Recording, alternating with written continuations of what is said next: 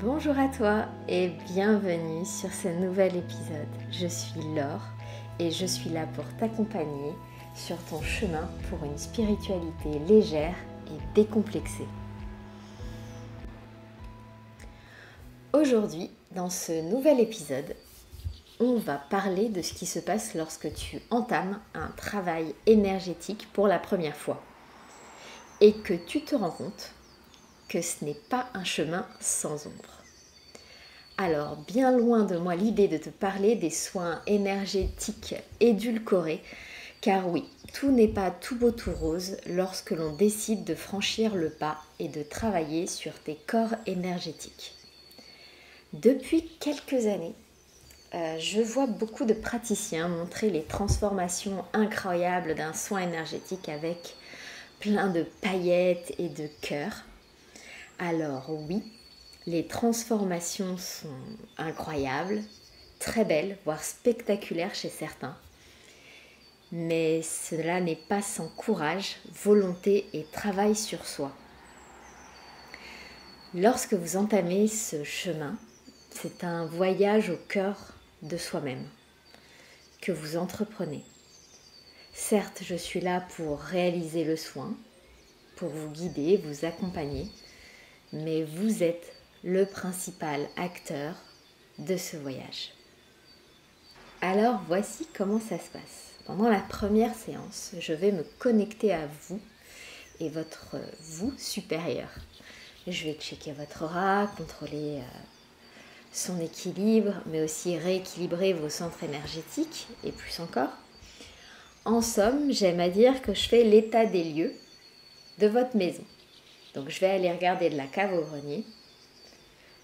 Toutes les petites ombres soigneusement cachées vont alors commencer à se manifester parce que concrètement, elles étaient bien installées et elles n'ont pas franchement envie de partir.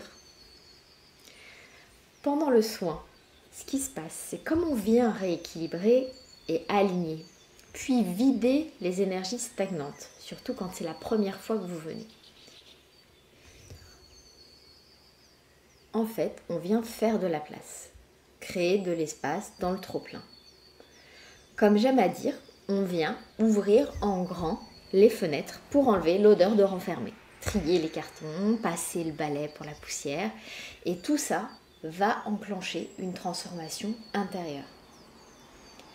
Cela va de nouveau mettre en lumière des épisodes de votre vie que vous avez enfouis depuis longtemps, mais qui ne vous servent plus aujourd'hui. Le but n'est pas de mentaliser tout ce qui va revenir à la surface, mais d'apaiser et laisser partir.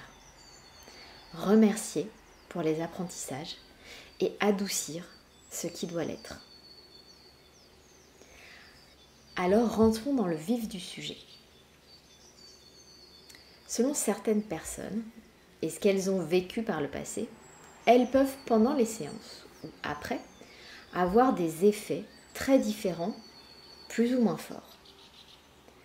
Aujourd'hui, je vous parle vraiment des cas les plus forts, les plus extrêmes en termes de réaction. Car évidemment, il y a beaucoup de séances qui se font en douceur, qui sont là pour de l'entretien, mais aussi ce sont souvent des personnes qui travaillent sur eux depuis longtemps et qui utilisent différentes techniques dans leur quotidien. Je pense notamment à l'acupuncture, le yoga ou la méditation. Toutes complémentaires, mais elles ne font pas le même travail. Pour les autres, qui décident avec courage de passer enfin à l'action, d'aller à la rencontre d'eux-mêmes, car oui, ça demande du courage. On observe certains symptômes de nettoyage plus impressionnants. Et encore une fois, ce n'est pas tout le monde qui le vit comme ça. Car oui, votre corps va enclencher le mode auto-nettoyage suivant la séance que nous allons passer ensemble. Certains vont se mettre à pleurer énormément pendant le premier soin et c'est totalement ok, alors allez-y, lâchez-vous si ça vous arrive. C'est quelque chose, un événement, une émotion qui a besoin de sortir car encore une fois, vous n'en avez plus besoin. C'est là, ça stagne dans un coin et ça vous fait plus de mal que de bien.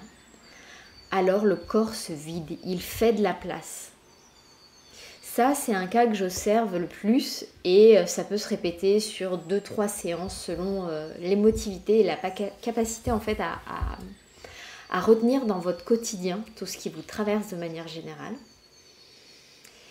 La réaction bien sûr qui s'ensuit, c'est un allègement intérieur. Il y a aussi de la fatigue car ça demande beaucoup au corps en termes d'énergie d'évacuer quelque chose qui est ancré en soi depuis si longtemps. Mais il y a vraiment un réel apaisement qui prend place ensuite. Après, on a les réactions plus impressionnantes, c'est-à-dire les nausées suivies d'un vomi, tout simplement. Donc c'est un nettoyage express du corps où le corps se débarrasse tout simplement. Et c'est un état qui est ex aequo avec les crampes au ventre suivies d'une diarrhée en général. Ça peut se produire 1 à 2 fois et puis ça s'atténue. Donc il n'y a pas à s'inquiéter, sauf si là ça dure 1 semaine. Bien sûr, je vous invite à consulter un médecin. Mais c'est que du coup un processus d'auto-nettoyage et surtout d'auto-guérison serait enclenché pour évacuer quelque chose dans le corps. Vous avez aussi des éruptions cutanées ou encore des migraines suivies par des grosses phases de fatigue. Car en plus en fait d'évacuer, votre corps s'ajuste et il se recalibre à sa nouvelle vibration. Et de votre côté, ça vous demande un retour à soi, un dépouillement plus profond pour être pleinement vous. Et cela ne se fait pas en un soin par an, désolé. Mais en général, lorsque vous vivez une séance ou une après-séance intense comme celle-ci, vous avez tendance à vous renfermer et à ne pas vouloir aller plus loin. Et c'est humain, c'est normal parce que sur le moment, on prend peur, on ne comprend pas ce qui nous arrive. Mais sachez que c'est là que le vrai travail commence. C'est un dépouillement et un voyage au cœur de soi plus profond. C'est un alignement plus juste qui demande en plus du courage de faire un état de lieu de ce qui nous entoure. Et souvent, les prises de conscience sont assez bousculantes. Alors, tous les soins ne se passent pas comme ça, encore une fois.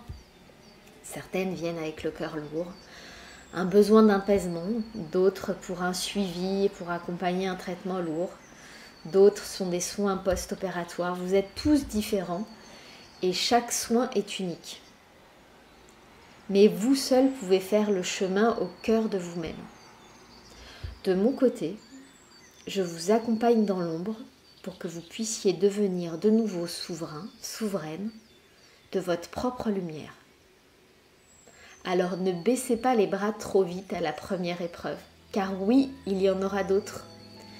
Car aller vers soi demande bienveillance, amour avec un grand A et compassion envers soi-même. Mes soins énergétiques ne sont pas que du Reiki. J'utilise aussi une énergie d'amour avec un grand A pour vous accompagner. Une force divine que l'on a chacun en soi et qui demande juste à être entendue et utilisée.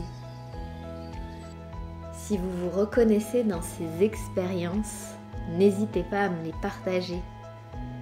En attendant, prenez soin de vous et de votre lumière intérieure. À très vite!